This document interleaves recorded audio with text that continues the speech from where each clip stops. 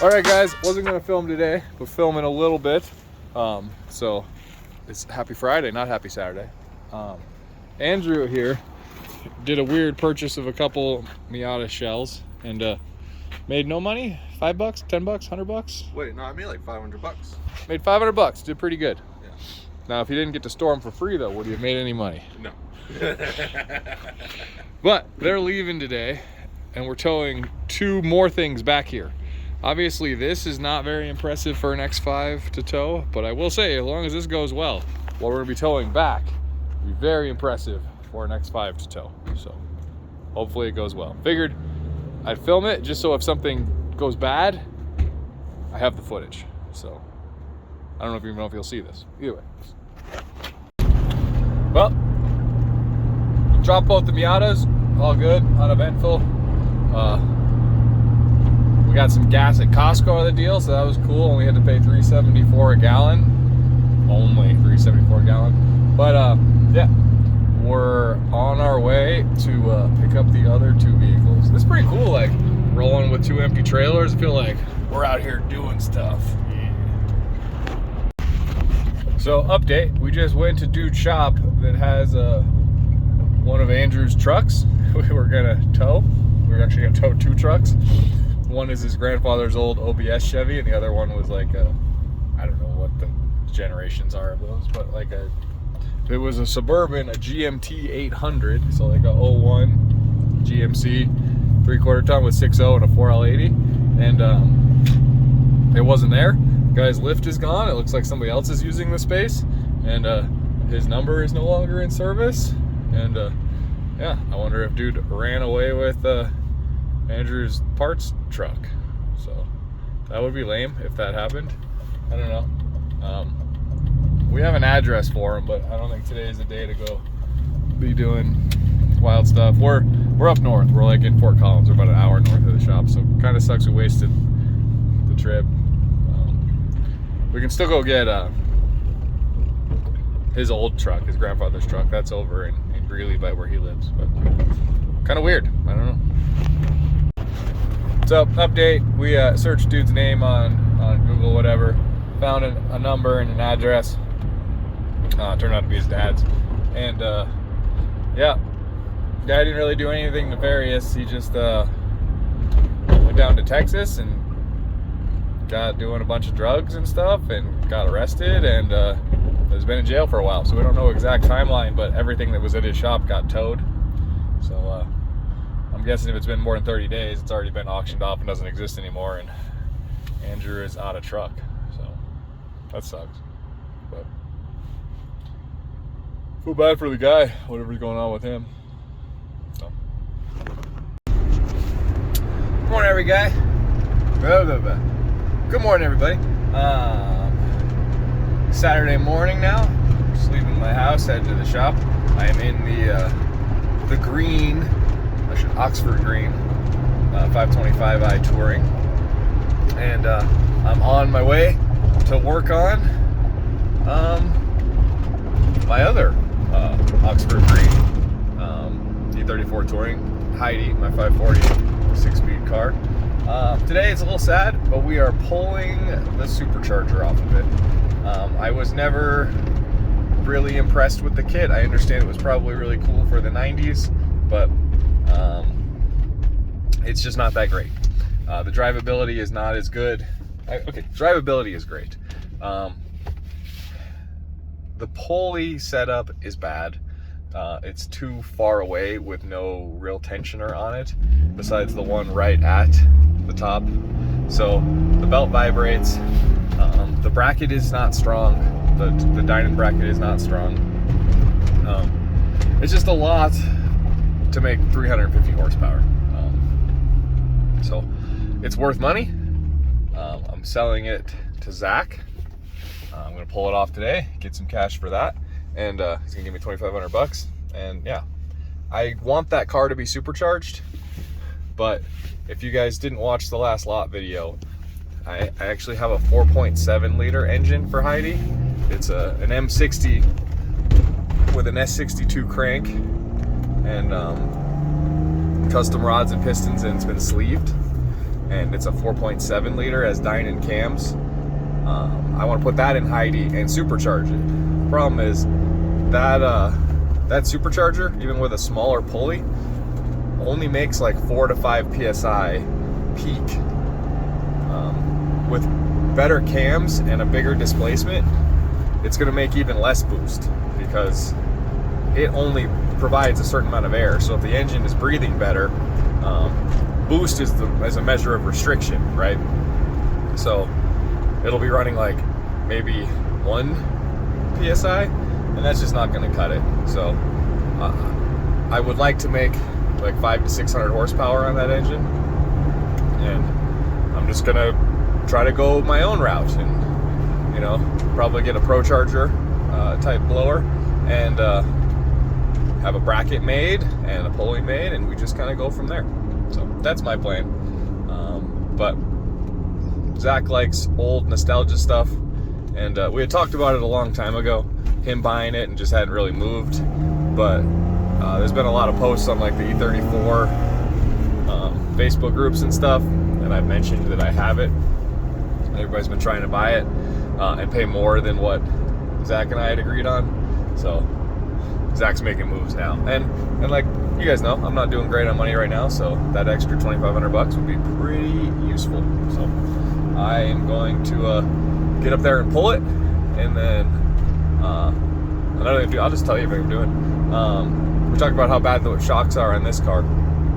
The Heidi has some Dynan lowering springs in the front, and I forget what shocks, but they're a little too soft for the way I drive that car, and I have some coilovers for it. That car still has self-leveling rear, and it works great, so I want to keep that. But there was a car, the E34 that I bought, that had Kaido coilovers, the same ones that they put on the Drift E34, but only in the front. So I have a set of front coilovers already on the shelf. They're already welded to hubs, like to the knuckle. So I'm just going to pull that, the complete setup that's on the 540 off, and put it on this car, and then this car will be tighter in the front and much better. It should slightly lower it, but the wagons seem to ride lower in the rear anyway. If they don't have self-leveling, this one doesn't have self-leveling. So it should be a win-win, recycling some old parts and doing what I wanted to do to Heidi anyway. I wanted to do that before we went to Tex Fest last year with it, but just ran out of time. So those are my tasks for today. I got some other stuff going later, but it's part of a different video, so we don't really need to talk about it. So see you guys at the shop. All right, we're at the shop. There's our victim. To get this E32 out of the way first though. Doesn't run, couldn't get it to roll back, so gonna get a vehicle, tow that out of there, and then that one should just fire right up and I can drive it over into the shop. All right, she wouldn't start, so we got Zach's truck, jumper cabled. Let's see what she's got.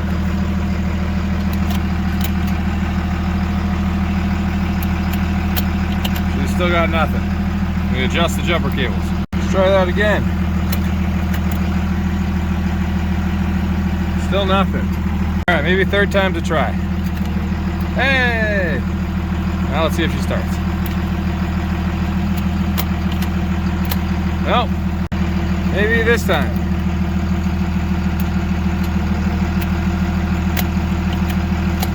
No. Alright, she might just have to sit for a bit and kind of charge, so we'll do that. Well, I don't have a ton of time, so I think I might just start working out here. So, it's fairly easy to remove. You get to all the bolts. They're on the bracket from the front. And then it's just the crank pulley on the bottom, and then I also got to get the injectors out, but again, that's pretty easy. So we'll go collect some tools and get to it. All right, I got the piping all off, so now just grab these. I end up grounding this bracket slightly so that the charger can actually come out of the bracket once the bracket's installed, because it was like impossible to try and fit it this way in. Grab that out and yeah. All right, blower is off. I'm gonna see if it's gonna start again, because we got like these bolts here, easy to get to, but the ones down here, focus thing, they go through this right here into the AC compressor, and there is like no room between there and the frame rail, so that'd be like real hard to get out. So I think that's an inside thing, and I got to pull the Mishimoto fan off, and I can get that pulley out. So we're getting there. And then pull the cover, pull the fuel rails, and then get all the injectors in. So the question is, will she start?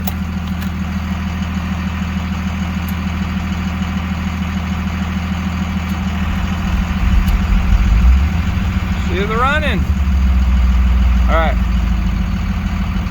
Oh, she's gonna run real bad because she doesn't have an IAT. Forgot I just pulled that. Well, I'll just let her run. I don't think she'll stall. And then we'll get that out of here and we'll be good.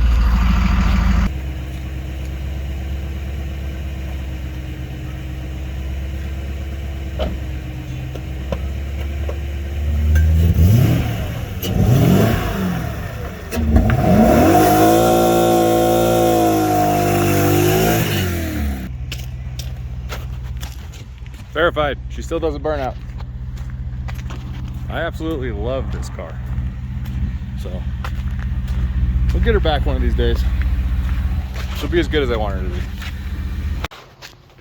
All right, inside, as you saw, I'm sure, after I did the burnout, phone was pretty dead, so I let it charge for a bit, kept working. I got injectors out and started pulling the top bolts for the bracket. Just took the fan off, and yeah, so there's one more bolt farther down on the bracket and then the two on the AC compressor. So I got to get to those and the crank pulley, and I'm done. So wasn't really that bad pulling out a supercharger. All right, all done. The compressor bolts were a pain. I had to take all the rest of the bolts out so the compressor could move around a little bit so I could get this one backed out because it was so long. But we got it. Throttle body was different too. Well, I should say traction control throttle body was different. It had the welded bung on it for the IAC to mount so that it wasn't, so it wouldn't blow off under boost. Not that the amount of boost this thing made need any of those provisions, but all good. Yeah. So next up is just pulling these shocks off so I can swap them onto that wagon.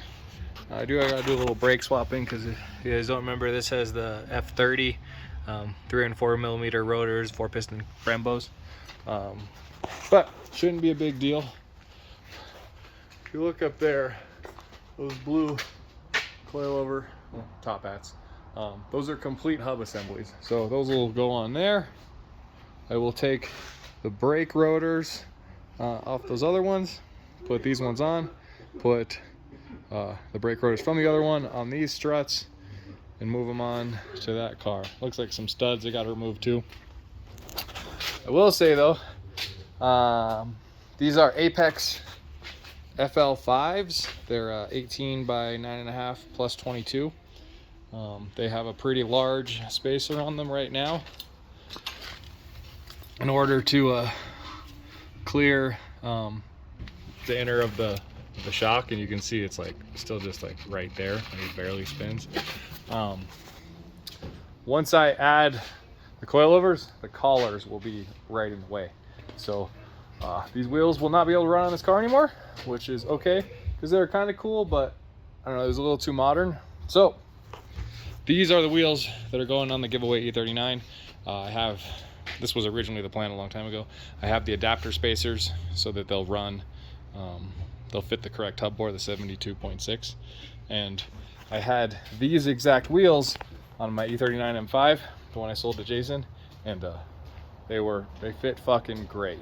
So I'll probably run like a 265 squared or something on that car. We'll see, but it's pretty cool that Got those wheels. I really want to get working on that car, but it's just not going to make me very much money. I want to give it to you guys, so I'm really just trying to get caught up.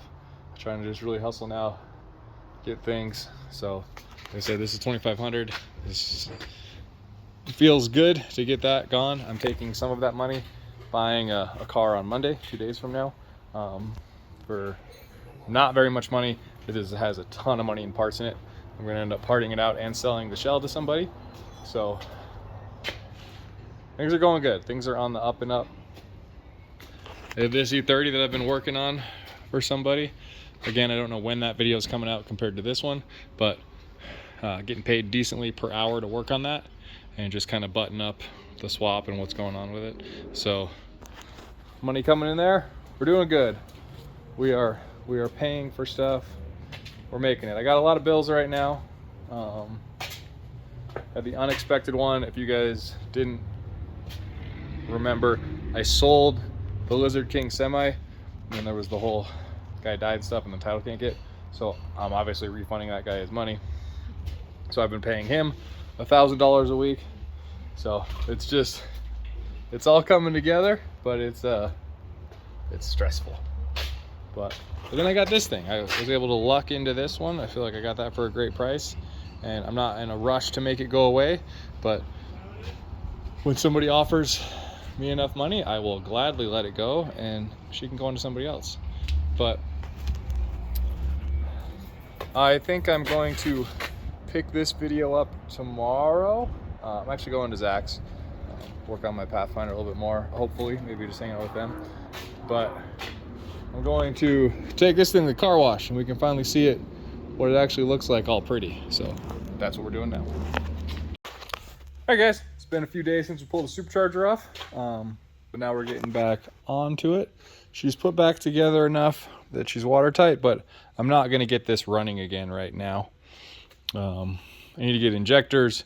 I also need to get Tuner Studio on my laptop so that I can change the injector size, because I don't remember what injectors size those were for the dining kit, but I'm not going to be running those now. I'm just going to put stock ones in for now. But what we're doing today now is getting these coilovers on. So you guys remember, this car has the F30 M Sport brakes on it. So 4-piston Brembos with 340 mil rotors. Need to get those rotors off of those hubs, but if I remember correctly, they are just sitting on them. They are not they're not actually using a set screw. And then get these rotors, which I think are pretty much trash, off of these coilovers. These coilovers were on a I think it was a 93 or 94 525i. So I don't really want those for anything. And yeah, and then I'm actually going to reuse these struts for that other touring, the 95. So then I'll move those over. I don't know if I'll get that done today, but I at least want to get this done today, get this bay back, get this put back outside. So I'm going to get her on the lift and get on it.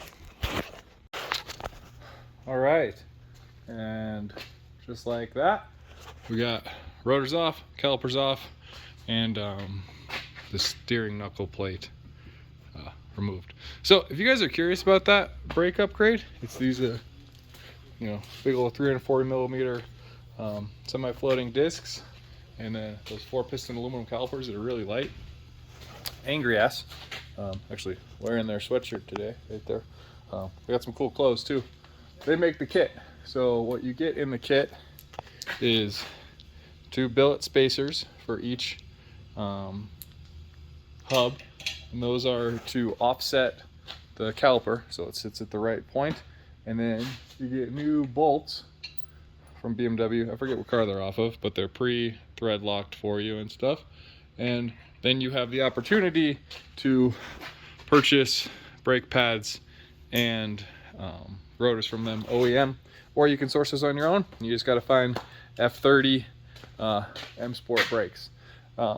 You can also, with the same kit, if you want to go a little bit bigger, there's the M Performance brakes on F30s. They run a 340 millimeter or 370 millimeter. These ones. The only difference in the caliper itself is the same, just this mounting point is a little bit farther out to allow it to run the bigger rotor. Those are the same, those are the base brakes on like a F82 M4 or an F80 M3, but you have to run the M Performance F30 rotors because the offsets are way different on the M4s and the M3s. So those actually run a 380 mil rotor with the same caliper. M Sports run a 370. So you can fit some big brakes. The advantages of these though, these still fit under a lot of 17s, M systems and stuff. Those brakes are giant and they clear very few 18s. So unless you're a big wheel guy on your E34, don't run those. But Angry Ass is an awesome company. Just look them up.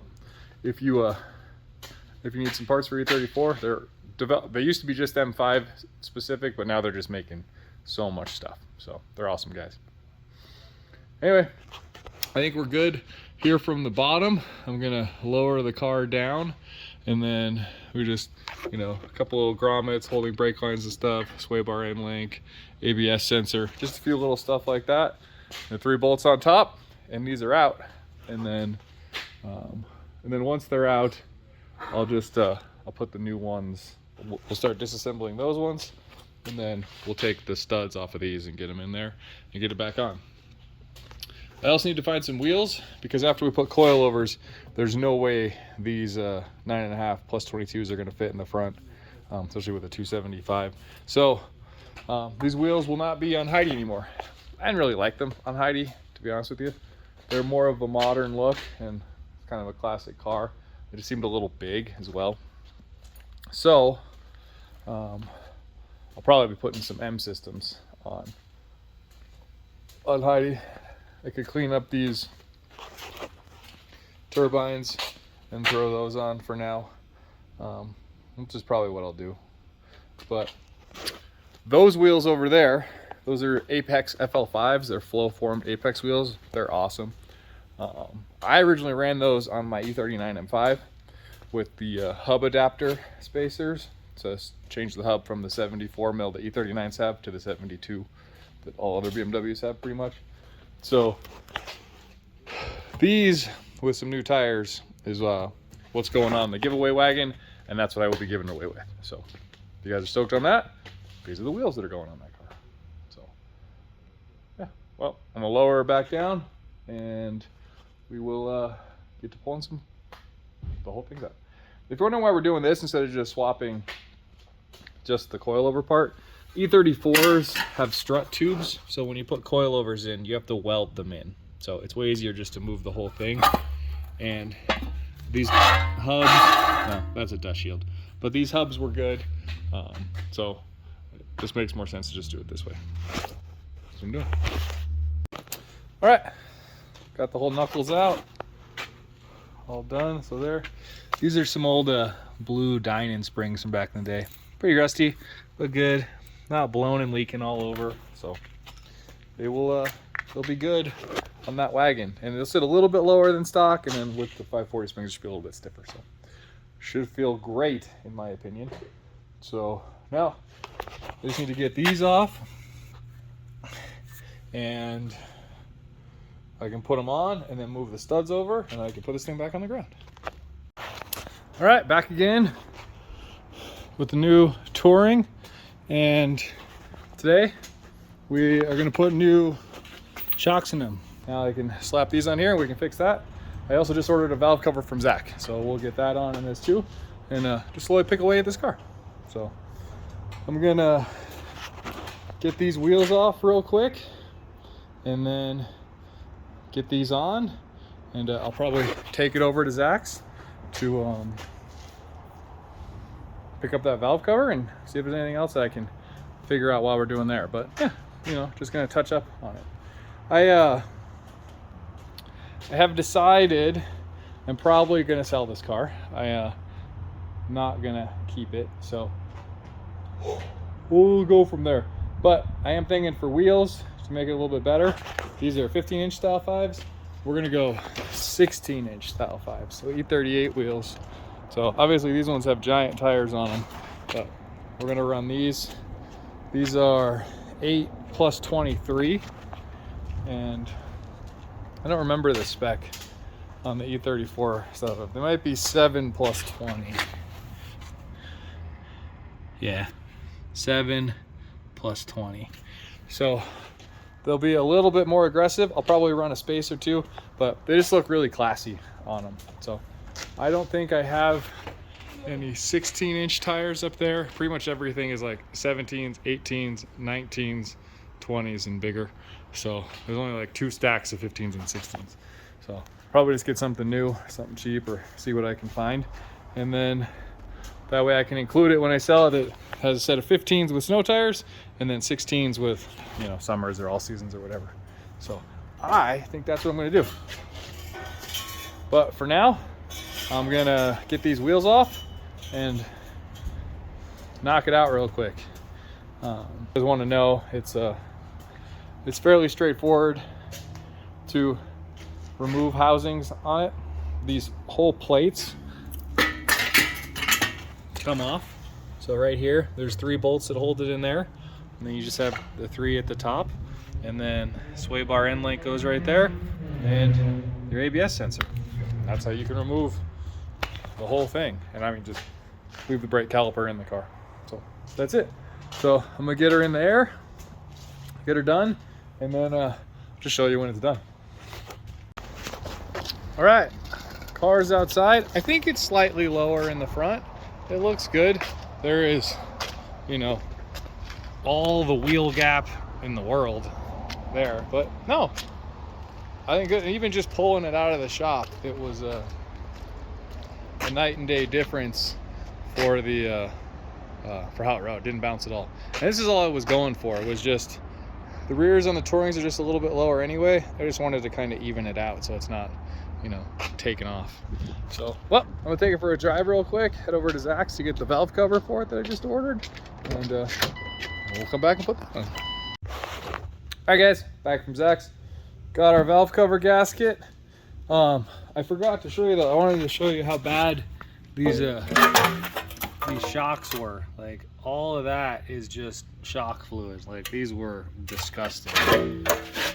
It drives night and day difference. Now, steering is just slightly vague. I'm pretty picky on cars. I don't think I'll do any more, but once we get everything else going, I might look at some suspension arms, see if some ball joints need done.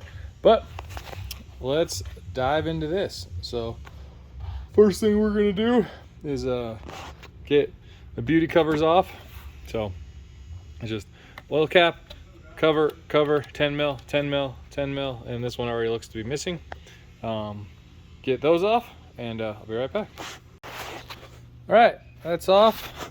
Now we're left with our coil packs. I'm just gonna put even though we're going to pulling the valve cover off so stuff can fall on, I'll just put that back on. Again, just a bunch of 10s. So, oh, that's cool. Usually these things aren't actually on any of these. They're not tight, but they were still there. That's nice to see.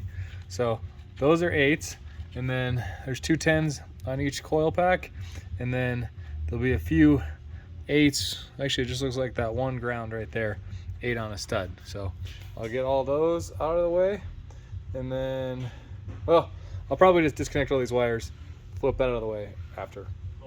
Anyway, I'll get it all done. So, got all the coil packs out.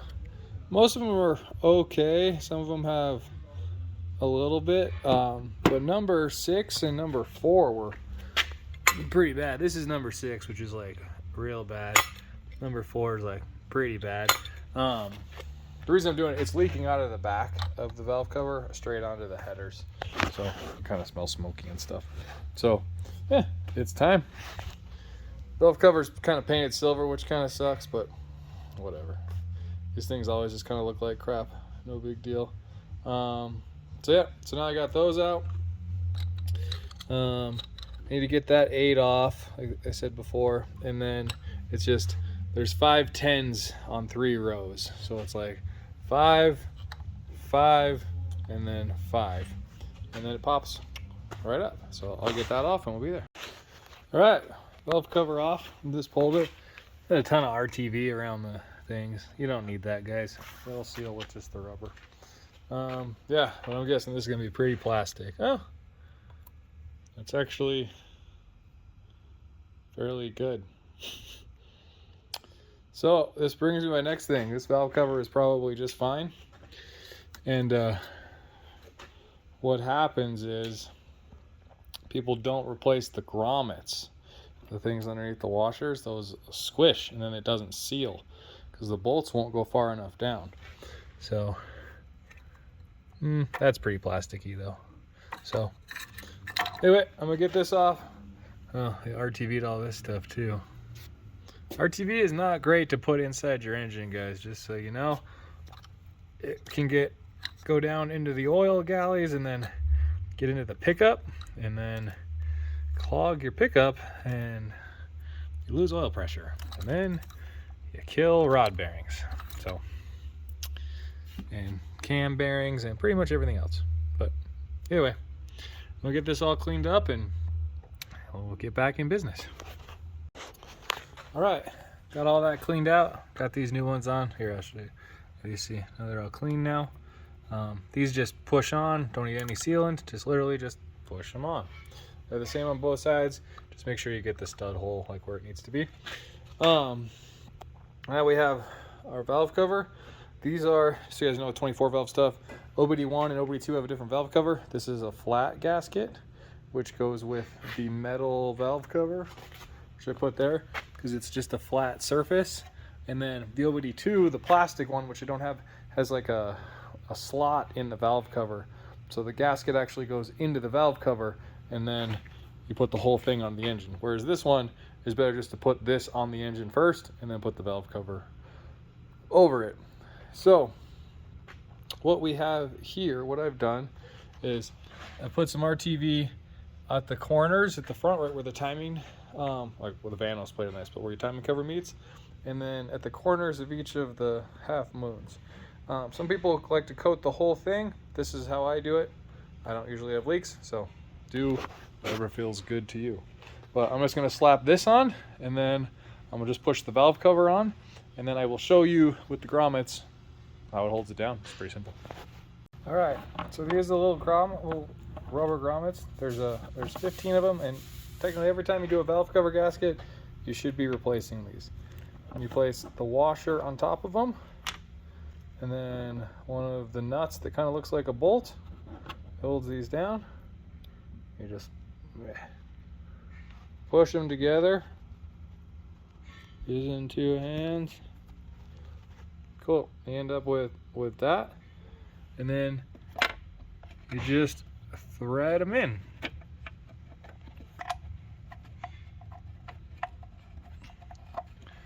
Now, I'm sure there's a torque spec for these or something. I just go till they feel good. I do not crank them all the way down. That way, if I do get a leak later, I still have a little give left in that grommet instead of just smashing it all the way down first thing first. So I'm gonna get all 15 of these in. And yeah, I guess I don't need to show you anything else. There's no other tricks. One thing I would say was with the RTV is it doesn't set immediately, so it's best to like let it sit for a little bit before you tighten things down. Yeah, you can or you can't. But cool, I'm gonna get this slap back together. All right, well, she's all back together. Topped her off with oil. She's about a quart low, probably from leaking on the out of the valve cover right there. And I think we're doing good. Well, that's just not hooked up to anything. So it's gonna do it for this episode.